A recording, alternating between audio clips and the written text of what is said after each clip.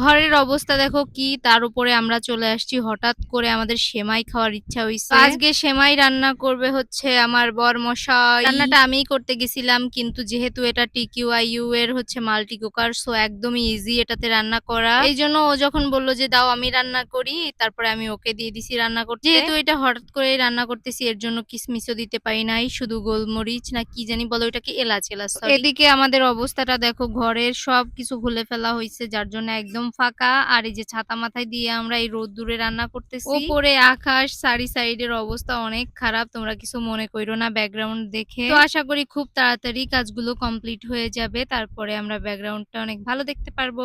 এই যে যে মাল্টি কুকারটা, এটাতে কিন্তু তোমরা ভাতও রান্না করতে পারবা, সব রান্না তরকারি থেকে শুরু করে বিরিয়ানি সবকিছু। তোমরা যারা এই মাল্টি কুকারটা অর্ডার করতে চাও, তোমরা ফেসবুক পেজ TQIU এ পেয়ে যাবা। এখানে নুডলস, তারপরে মাংস, যত ধরনের রান্না বান্না আছে সব অনেক ইজিলি হয়ে যায়, আর এটা কিন্তু কারেন্টও কম খরচ হয় এটাতে। এখন তোমাদের একটু বলে দিই রেসিপিটা। আমি এখানে দিছি হচ্ছে দুধ, তারপরে দিছি এলাচ আর হচ্ছে চিনি, তারপর পরিমাণ মতো লবণ দিয়ে দিতে হবে তোমাদের টেস্ট অনুযায়ী।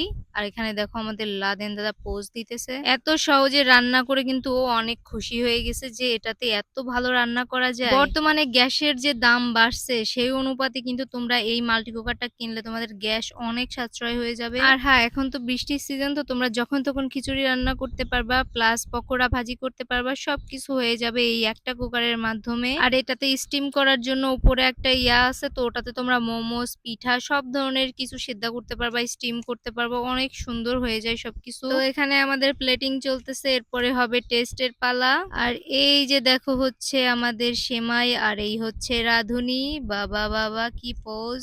তোমরা যারা রাঁধুনি ভাড়া করতে চাও অবশ্যই ইনবক্সে মেসেজ দিবা। এখন আমরা বাইরে নিয়ে যেতেছিলাম সবাইকে টেস্ট করানোর জন্য যে কেমন হয়েছে। তো প্রথমে আমার বোনকে দিয়ে দিছিলাম, ওর রিয়াকশনটা দেখো।